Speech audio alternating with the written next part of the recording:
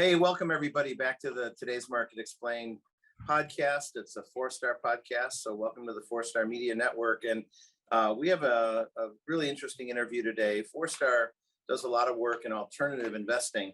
And so from time to time, we find really unique leaders in different industries and segments that help explain what this is all about and why folks should be investing in certain categories. Today, we have AJ Osborne.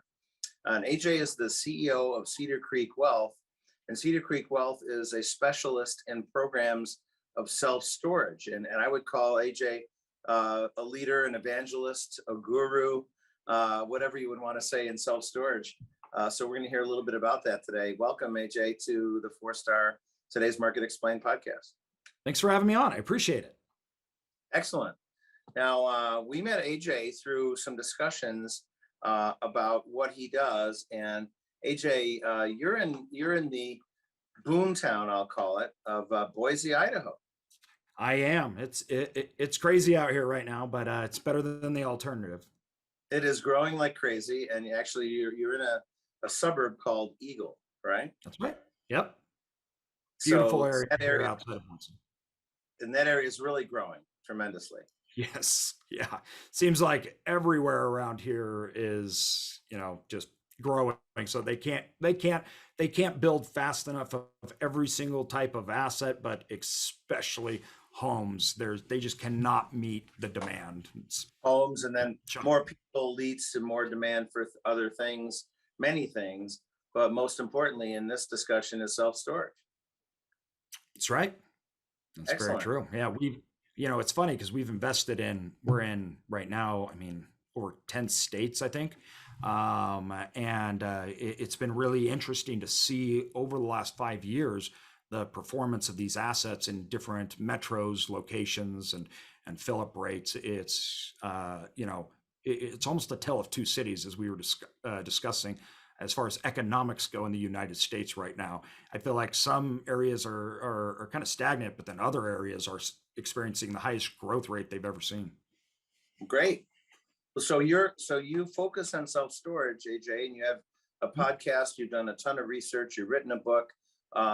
Tell us what's going on in self-storage. Why should investors care about self-storage? So self-storage is, it's such an interesting industry. And I think that if you are a real estate investor, you need to be exposed to this asset class. I have been saying that for over 15 years, since the early 2000s. And it's one that has outperformed every other commercial real estate asset class. It has the lowest defaulting rates of any commercial real estate asset class. And how the world perceives it has dramatically changed. And it's, I think, out of all these things, it's probably the most misunderstood real estate asset of any of them. All the other ones, people get multifamily, retail, industrial leasing. It's people understand it. You ask somebody about it, they get it. But self-storage, it seems that even though it's exploded in popularity from both investors and consumers in the last 10 years, it's still so misunderstood. Mm-hmm. Well, good. Well, let's try to understand it a little better. So between all the categories, multifamily, commercial, all these other real estate categories, tell us what is so attractive about self-storage. So the thing that is so attractive about self-storage is, like I've talked about a lot to a lot of people, self-storage isn't a real estate asset. It's a business. It's a functioning operating business, and we treat it like that. And our ability to increase the revenue of these assets is tremendous through operations, through technologies, things like dynamic pricing. And that makes this asset particularly good because of the upside potential, but the stability of those revenues. Now, it's also a great asset because of how it's weathered storms, but the thing that makes it good when we were getting in and when we're looking at real estate, I needed two things. First of all, I needed obviously appreciation. I needed tax deductions. I needed cash flow, right? All that stuff. But a lot of people, we looked at it from a business standpoint. I needed acquisitions. So I needed to be able to buy and to meet through returns. And self-storage wasn't institutionalized till after 2008. So prior to 2008, us and everybody else, it was just mom and pops. Banks didn't lend to it. It had the lowest debt to income or equity of any commercial real estate asset. Maybe mobile homes were right there just because banks wouldn't lend to it. Most storage Right. facilities were landlords and they were paid for in cash. So these were mom and pops. And as it was institutionalized, it changed the landscape, and it's now in a consolidation mode. So we are part of it. We are consolidating mom and pops. We're doing a roll up, and we're able to take our operations and overlay it onto a mom and pop and dramatically increase that revenue. So there's actual assets for me to buy, to roll up, to improve revenue. Still in this industry, a huge portion of it, 50%, is still mom and pops. When I got into it, it was 90%.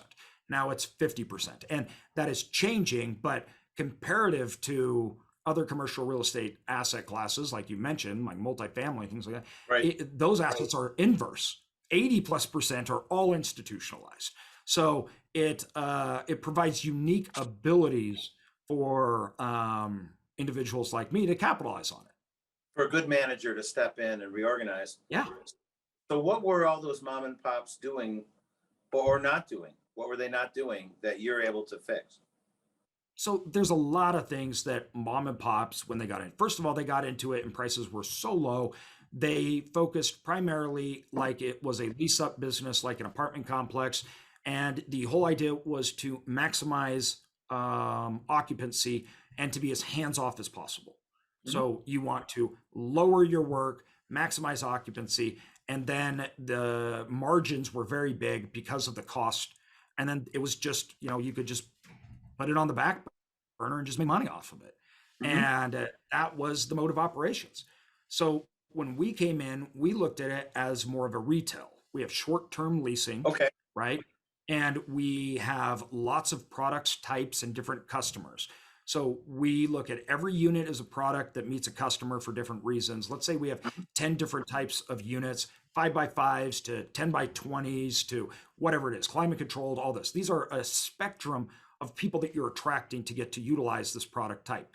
And we have lots of them. So I'll buy a facility and I have 800 doors, of which 10 of those doors are completely different and have different customers. Well, we can do things like intense marketing and find high paying customers, identify demand, and then we can do things like dynamic pricing, like airlines and hotels do, which we can maximize that per square foot rent and not focus at all on occupancy. Right. That leads to really effective management, rate Field management, man. revenue management, and add in products. So we can build in tenant insurance, of which we self-fund and we get 80% of the premium. And it's Mhm. required for tenants to have. We sell products to them. There's so much we can do. So how does that work? Like mining, I remember the business school class where they talked about mining consumer surplus, and the graph goes way out to the left. How do you get dynamic pricing in storage? So dynamic pricing and storage, we look at it is, first of all, we stratify our customer. So demand for one person is not the same as the next person, Okay. right? Based upon timing and utilization, who they are. Not only that, but different people are willing to pay much different prices and percentage of their incomes to do that. Businesses will pay for certain factors that are unique to location and ability, which also allows us to pay high prices. Then the turnover part of storage, which is management intense, we have lots of turnover. Also seasonality. So we're finding and stratifying the highest paying customers, and we're finding the best units, right? We're placing them with them. And then we give active individual rate increases from a 6 to 12 month basis on every single individual. So Every door, every person has their own rent and their own price, and they're getting their own rent increases as well. Nice. Good. Well, and that sounds to me like it requires some real talent, where a lot of folks are not really doing that. They're just assuming people come up and they rent and that's it, and they're not really doing all the things that you're doing, which is really interesting. Yeah, absolutely. I mean, this is, when you're talking mom and pops, it's delinquencies are high because you have to auction those people off. That takes work, right? You have to. Most of them have been left to the manager on site to run. They, it's it's been Yeah. historically the norm. You don't want to give rate increases because that affects occupancy. When you're doing dynamic pricing, occupancy fluctuations is actually very, very helpful. Like we need inventory to sell. So I don't want 100% is horrible. Like if you're 100%, you're in our opinion, you're doing something very, very wrong. Right. So I need 10 to 15% to be turning over constantly, offering products out there to the public, to our customers, because we have new people coming in, they're moving, they're coming, businesses are changing, they're utilizing. So we'll get new customers every month. So every month I have a new tenant that could either be moving in, moving out that wasn't a tenant in the prior month. And they may have more demand than an existing tenant. So they're willing to pay a 40% increase than an existing tenant. So if I'm not actively turning over, I'm not maximizing the price of those units. Yeah. So if you're full, you're not charging enough. 100%, not at all. So we had one facility that we bought and we took over. They'd never charged rates, which is actually common for us. They'd never given rate increases. And our average rate increase the day after we bought it was 67%. That was average. We had some that were well over 150. And a lot of people were like, because it was so off from the marketplace. And a lot of people were like, you can't do that in real estate. And we're like, why not? And they're like, you're going to lose all your customers. And I'm like, but we don't want those customers. So why do we care about losing them? And so we did. We lost 20%.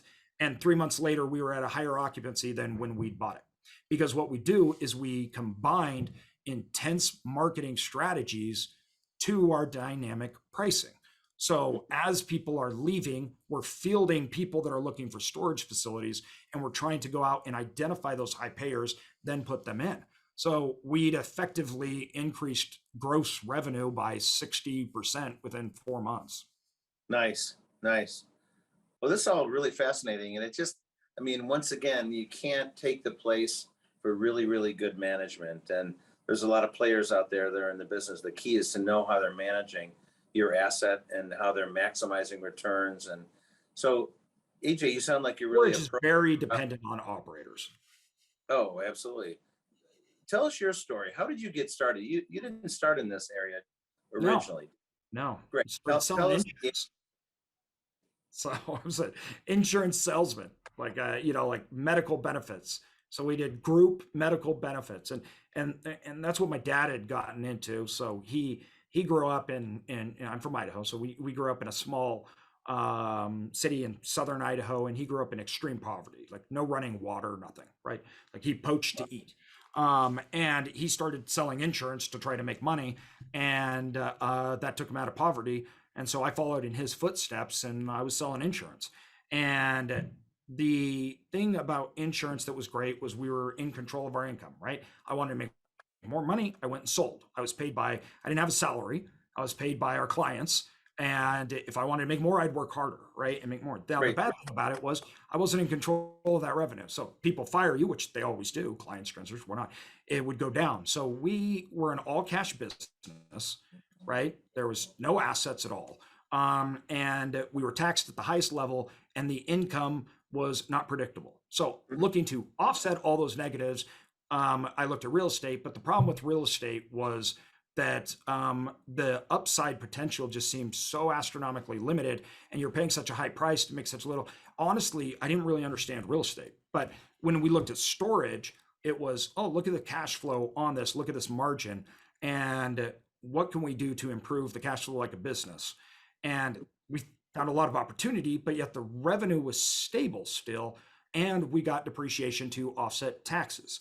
So we thought this is a perfect world between an all cash, really business sensitive revenue model to a real estate, really secure revenue model. We wanted to blend those things together. So we bought the assets, but yet we focused on sales, operations, like we did in our other business, and applied them to that asset.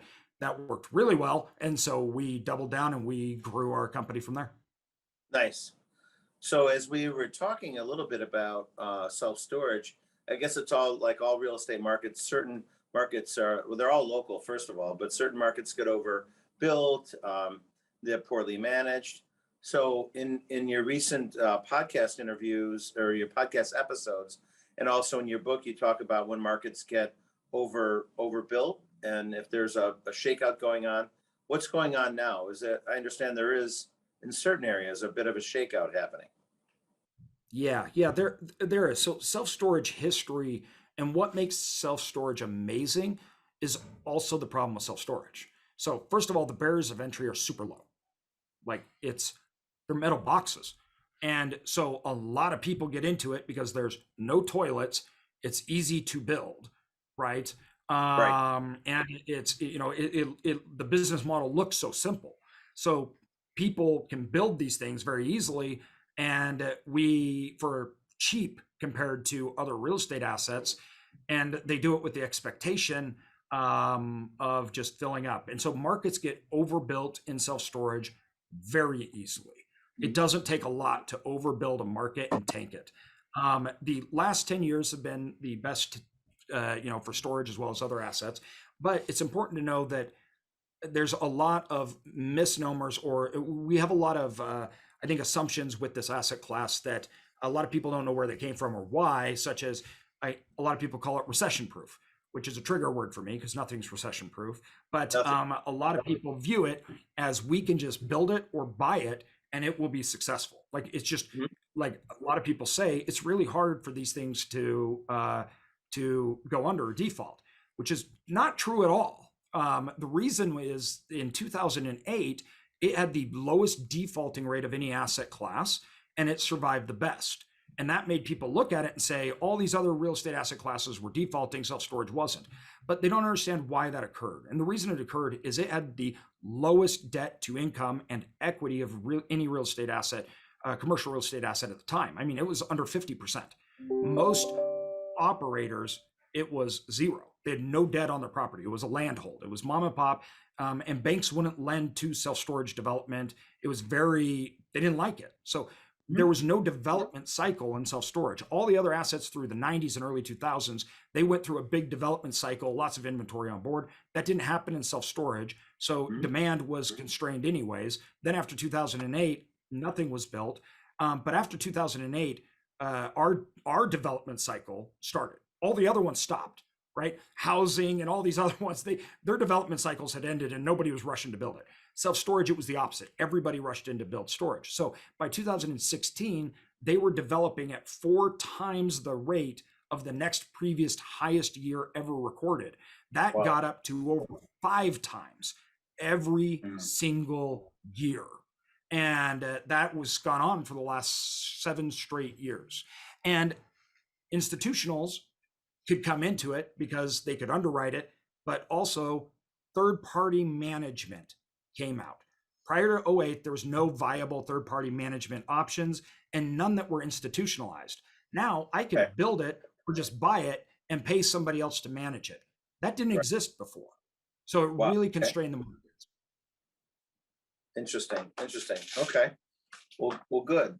So what markets are shaking out now? When you look at a market, things are really localized, but there's a few things that we look for dangers coming in the self-storage, which we believe there are. And we believe it's very misunderstood. And I've provided a lot of data on this. I did a long Twitter thread on this that just went absolutely crazy. And we've had lots of discussions with people that, like banks that are now looking at this saying, we haven't really looked at some of these risks. And the risks come in twofold. We have markets that are overbuilt, right? But because of COVID, we haven't seen the effect of it because occupancies skyrocketed in COVID, which led to immediately following rates. So operators have not seen that contraction. because the government sent $1 zillion to everybody, and self-storage was one of the largest beneficiaries of that because we decentralized workforce, dropped housing rates to the lowest in history, moving spiked. 44% of all tenants are because they're moving. So we had the highest moving years. You decentralized work. People had the highest rate of working, doing home improvements, and everybody used storage, including businesses, because their workforce was no longer centralized. So Right. self-storage occupancies rose. Now, the thing that happened with free money will also take away when we contract the money supply through rising interest rates, because it's going to hit the movers really, really hard. It's not going to hit home prices because demand's so high, but the amount of people moving, houses sold, is already just a fraction of what it was last year, and it's going even lower. I mentioned to you before, only 1% of the United States have mortgages that their interest rate are above or at today's interest rate. So that means 99% of everybody has a much lower interest rate. So moving stalling out, and self-storage cap rates are correlated very closely with interest rates. It has only been in the last 5 years that we have seen cap rates ever below, 6 or 5 cap Right. across the board for self-storage. So these things have built it really up. The industry's going to have to cool off and come down. So cap rates are going to need to rise. Occupancy is going to start dropping because we're not going to have fill up rate in next year or the year after. It's not going to tank, but a lot of people are buying these assets as if occupancy will remain high and cap rates will remain low. And that's Right. going to catch a lot of people, operators, and people getting in. Then on top of it, they're in markets that have had a lot of new build and they're oversaturated. A lot of people can't tell they're oversaturated because this weird demand. So prior to the last 2 years, we've never historically had a occupancy high of above 86, 87%. We're now on year 2 of 96. Right. So there's a 10% spread in occupancy that's never existed, but because of COVID has. So as we reset back to a normal in the industry, you're going to get occupancy. And as occupancy lowers, vacancy rise, people start lowering rates. So you got to watch out because you need to underwrite with lower occupancy. And I mean, you shouldn't be expecting to get rate increases over the next 3 years. That's probably not going to happen. And you need to look at oversupplied markets where new build is either coming or has come, and it's really increased and saturated that market. So those are the dangers. That's what we look out for. When we buy a facility, I'm looking at assets that are substantially under market rates in areas that are supply constrained, meaning they don't have any new assets being built and assets haven't been put onto the market in the last little while. So the demand is way, way over anything that they could ever supply, and the rates are low. I call this my margin of stupidity. Like Warren Buffett has his margin of safety, but I'm not Warren Buffett. So I need to be able to go in and our operations rock it out of the park, but the asset needs to be in such a good location, have so much demand that even if we screw up and even if I'm an idiot, it'll still succeed. Mm-hmm. So how does a market get to that point and it not be figured out? Like there's the big guys out there, your competitors too, the Sure Guards and the Ghost Storage. Do they not see these markets, or just there's so many markets that they can't keep an eye on them? Well, they do. They know it. It's not something they broadly talk about. They don't want to tank their stock. But I had a conversation with the CEO of one of the largest REITs, one of the top 4, last week after I published all this information, and literally called and said, "We're seeing this. We're very, very concerned, on what's going out." And if you look, though, what's happened and the reason why is if you go back 5 years ago, the main people that started buying storage, the REITs and the large storage owners, they took a backseat. All new money from private equity and new operators that have never been through this asset class in a different cycle rushed in, and they replaced all the REITs and the large operators to be the highest buyers of self-storage and builders. So the money shifted in the last 5 years as well. Buyers and builders shifted, and they are building in an environment where cap rates have only gone lower, revenues only gone higher. Self-storage assets should not trade at a cap rate like a multifamily. That shouldn't never happen. The risk of the revenue is it's non-long-term contractual base. So there's a much higher risk associated with revenue. But right now in most markets, they're on par with multifamily. Um, that shouldn't that shouldn't be. Shouldn't be. So then maybe those folks overpaid is what you might be thinking. 100%. And a lot of them, as we looked at as our underwriting department, we were starting to struggle a couple of years ago because they're like, so all our deals are off market. We're negotiating directly with an owner that's super under market. So when it goes out to market and all these funds and everybody are competing, it's driving up cost. And as we're looking at these deals that people are buying, we're going, you can't pay the debt. And so we started to wonder, how are you paying the debt? So I started calling all these big operators that are putting 100, 200 million into acquisitions. They're raising literally 100 million and they've been in business 2 years. And they say, well, we have interest only payments for 4 years. And then at 4 years, we're going to sell it at a 4 cap. So we'll make our 20% return, right? And we don't have to really worry about the debt because we'll never come to fruition. We'll never have to actually pay the full interest and debt load. And I'm like, what happens if it's not a 4 cap? What happens if occupancy is down? What happens if you need to refinance now and you're refinancing at a 5, not a 3% interest rate that you have? So we're seeing tons of that go on.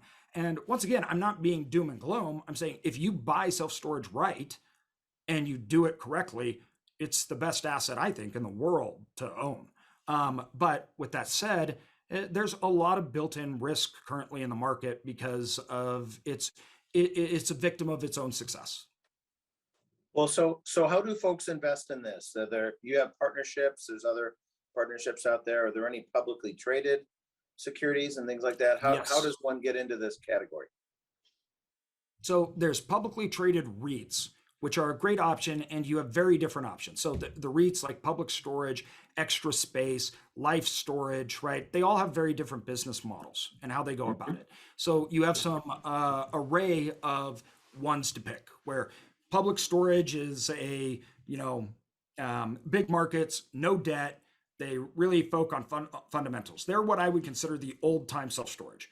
Extra Space is the new storage. It's all about technology, customers, revenue management. Okay. And from there, you can look at those REITs, decide. Then you also have the private operators like me and others that are more on the private equity side that are going out, they're finding deals, right? They're capitalizing on those deals. They're buying them, they're turning them around. And amongst those operators, and there's obviously varying degrees of business model outlooks and how they go about the business. But right now, there's a lot of options. Other than that, I mean, like if you're an individual trying to get into a good space in commercial real estate, and you're looking, I really do think that self storage is one of the best places you could go to.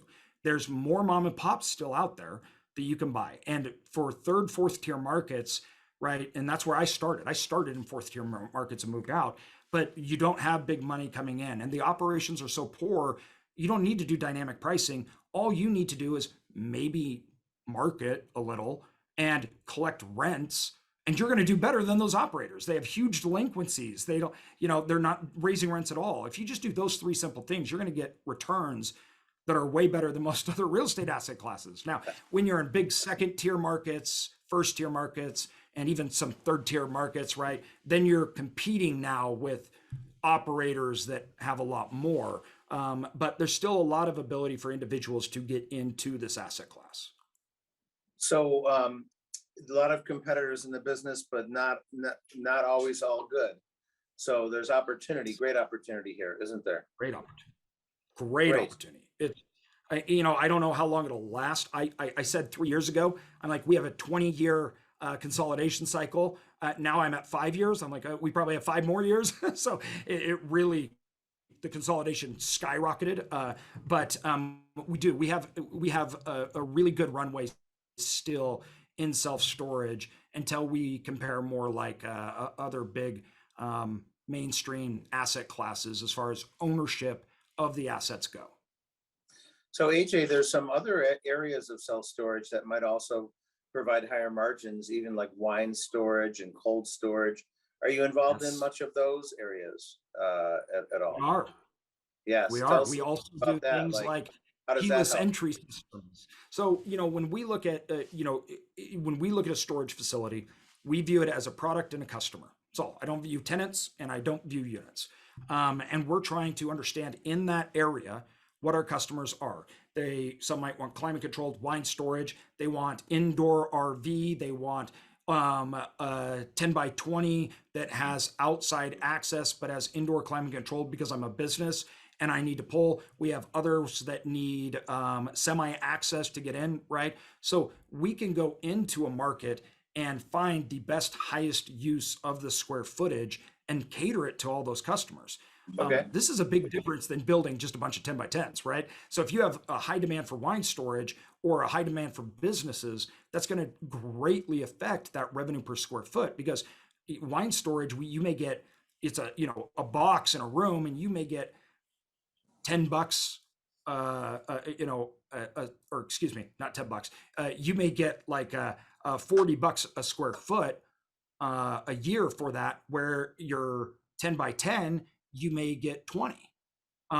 So there's lots of ways to maximize those revenues, and we do all of them. We do wine storage, moving, contractor storage, indoor climate control boat RV, high end RV access. We were the first to roll out what's called keyless technology, meaning the customer can do everything from their phone, and we built the hardware into the asset that matches with the software. So their doors, the gates, everything's done from their phone. They just walk Right. up to their storage door, press the button, opens up, and that caters to a certain type of customer, primarily out of state moving customers moving in. We did this at a facility, and I looked at our overall occupancy, and about 20% of our occupancy, we were probably the only ones that they could have rent from, meaning they rented while living in another state, and their leases could be signed through facial recognition software.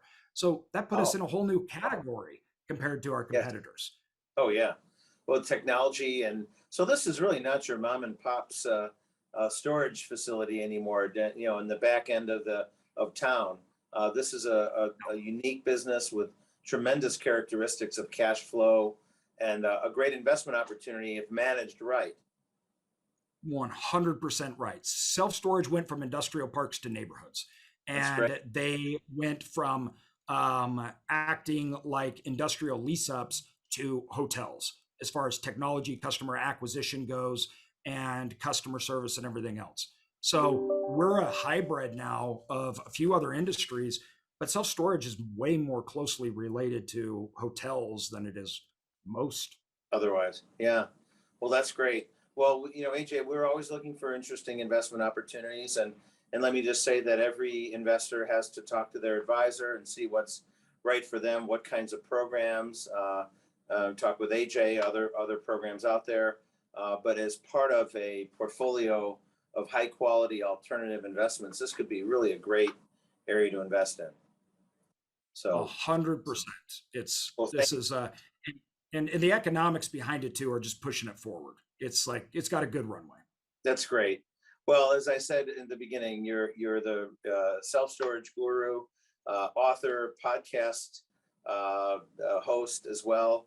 So where can they access your podcast, AJ? So on any platform, whether that's Apple, Spotify, it's self storage income. Okay, And then we have our site Cedar Creek Wealth. That's our company that we run. So you can go to self storage income, which all information around self storage everything we put out for free, including YouTube, everything else. There's no catch, nothing like that. And then our to invest with us at cedarcreekwealth.com. But yeah, those are our two ways. excellent. Well, thanks for being with us, everybody, and thank you, AJ, for filling us in on this great category. And we wish you the best, and let's hope we find those right categories in the right markets, and the investors do very well. So thanks Hey, again thank for you. being with us Appreciate it. today. Thanks for being with us today on today's Market Explained, a 4-star podcast, and we'll be back, everybody, with another episode with an amazing business person like AJ very, very soon. Thanks, everybody.